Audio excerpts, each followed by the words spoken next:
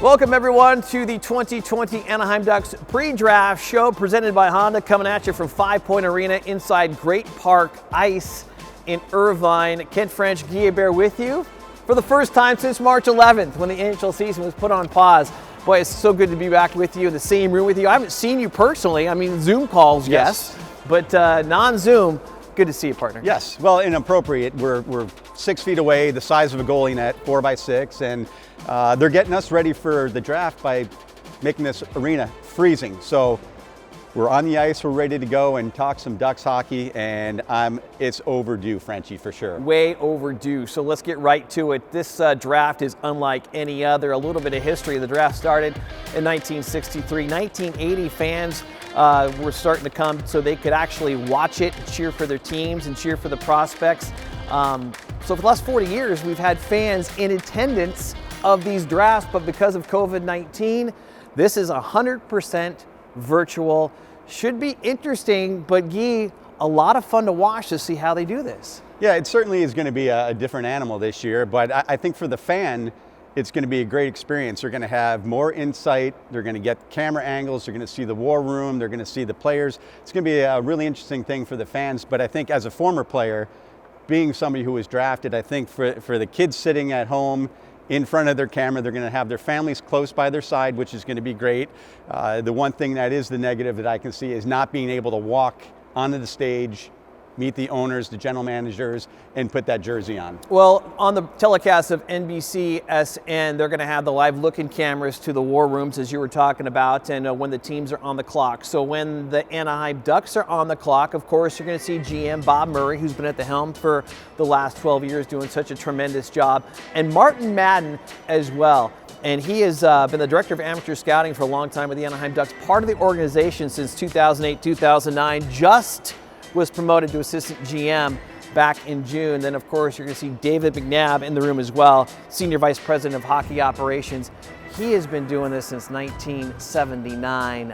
Yeah, well, and David certainly was a big factor in me getting drafted in the '93 expansion draft. And, of course, Paul Kariya, the Ducks' first ever draft pick, and he's had a big hand in that a long time ago. He's kind of passed the torch now to some others. Yeah, and one thing too is there's no dinners, there's no fanfare, not a lot of media stuff going on with the prospects. I remember back in 2010 when the draft was in Los Angeles, some of the top prospects came to the Big A, took batting practice. Cam Fowler was there, and that was a draft, by the way, where Cam and Emerson Edom went in the opening round. So speaking of drafts though, Guy, you mentioned being the first pick in the expansion draft for the Mighty Ducks, but let's go back to 1987. 159th overall pick by the St. Louis Blues. What was it like when that phone rang? And kind of tell me what these prospects, when that phone rings and it's an NHL team on the other end, what are they going to be thinking? Well, you know, it's a culmination of a lot of hard work. You know, it's a dream come true, waiting for that phone to ring and say that you've been selected by an NHL team and that you're able to further your hockey career. A lot of work by parents and friends and coaches and family members, a lot of sacrifices along the way for you to get that phone call.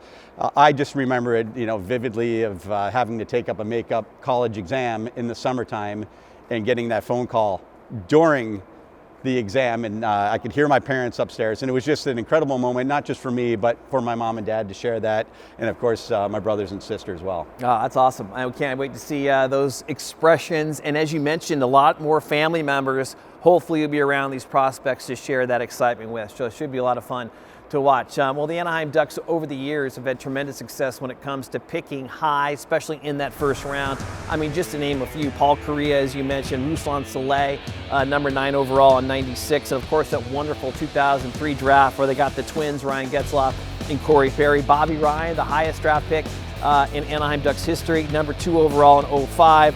The Cam Fowler draft, Gibby, Ricard Raquel, Josh Manson, all taken in 2011. So they've had tremendous success. And one thing, though, Guy, about these players, not only are they tremendous influencers on the ice, but they're that and then some off the ice and what they do in the community and also to help support the Anaheim Ducks Foundation. The Anaheim Ducks Foundation mission is to facilitate and support programs that produce positive change for children and families throughout Southern California by providing educational opportunities, broadening access to the sport of hockey, and addressing the health and wellness needs of our community.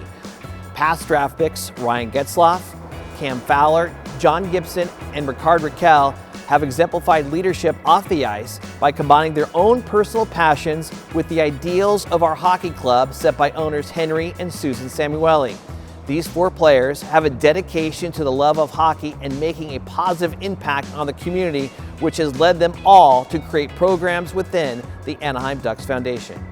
Now, Anaheim Ducks fans, this is your chance to be part of our team and help support the Anaheim Ducks Foundation.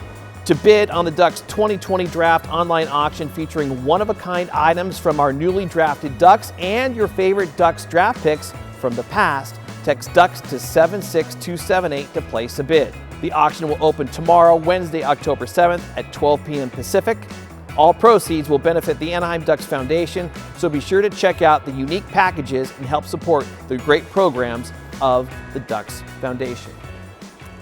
All right, Guy, well, the Ducks hoping to find some more impactful players like the 4 I just mentioned in this year's draft. And so last year, they picked twice in the first round. This year, they picked twice in the first round, the only NHL team that can say that. So let's take a quick look back at last year. They picked up Trevor Zegras at number 9, Braden Tracy at 29. This year, they picked 6th overall, 27th overall, bar a trade or moving up. But this is good news for Anaheim Ducks organization, good news for the fans, because this year's draft is very, very deep. It is deep. They start talking about the top 10 to possibly the top 15 players in this draft being impact players. That means these players are looking to maybe make rosters this coming season. And when you talk about that, that's going to affect 10 to 15 NHL clubs where now they have a guy coming in who can play at 18 years old and be able to make a big impact. And I think the luxury for the Ducks having those 2 first-round picks is that not only can they select 2 good players, but they also gives them some wiggle room to try to move up in the draft if they see that need. Yeah, 3 players in the top 36. There's certainly some opportunity to do that there. Martin Madden, in a recent interview, said exactly what you're saying. Top 12, top 15 picks in this draft are going to be impact-type players, but I think we can all agree that the top 3 prospects here could be generational-type players. Of course, talking about Alexis Lafreniere, Tim Stützle, and Quinton Byfield, who, by the way, 6'4", a couple 100 pounds. So, yes, you got a lot of offense, but also, over the years, the Ducks have been strong defensively. Maybe that cupboard's a little bit bare now. Mentioned maybe getting some extra help on the blue line. There are 2 defensemen highly ranked in this draft as well. There are, and so you have to really factor in as an organization what your needs are and what they need for this coming season or maybe the second season where these players can fit into the role of the team. And for me, as a former goaltender, I'm always looking for the guys right in front of me in the defense. But 2 defensemen certainly jump out on the page. Kind of rated in the top 10 is Drysdale and Sanderson, and both excellent skaters. Puck handlers can move up into the play. I mean, it's the new age of the defense. These guys have to be able to create offense, and these are the 2 guys that are on the top of the board. So I wouldn't be surprised if the Ducks are looking at them, but there's a lot of offense that's out there at center and wing as well that you might be tempted to take, but there's also, if somebody ahead of the Ducks don't select who they think they're going to select, creates a lot of opportunity. And Jake Sanderson, a little personal connection there. You play with his dad. Yeah, played against his dad, Jeff, for a lot of years. Maybe scored, I can't remember. Well, just to refresh your memories, it's the New York Rangers with first overall pick, then of course the Kings second, Ottawa third, Detroit, then Ottawa again at 5th, and then your Anaheim Ducks at number 6 overall. Should be interesting to see if those 3 players that we talked about go 1, 2, 3. If somebody starts to slide the draft, as we saw Cam Fowler fell down, he was a top 10 prospect. He fell into the Ducks' lap in 2010, so we'll see how that all shakes out. The Ducks currently hold 7 selections in the 2020 NHL Draft. Now, I have a stat for you, Guy Hebert. You're going to love this. I love digging up stats. Did a lot of research, of course, for the show. Despite not having a recent top 5 pick, the Ducks have drafted 30 NHL players over the last 10 years, since 2020, who have played 5,893 games. That is tops in the NHL. And what does that say to me? Kudos to Bob Murray. Kudos to Martin Madden. Yeah, I mean, the amount of work that goes in behind the scenes is incredible. It starts with Bob Murray at the top, and then certainly it goes all the way down to the scouting department. And you talk about travel, where the scouts have to go. Oh, it's incredible. It is. We talk about a cold rink today. They are in a lot of cold rinks around the world, trying to find the best talent that's available. And so again, yeah, really congratulations to the work that they put in.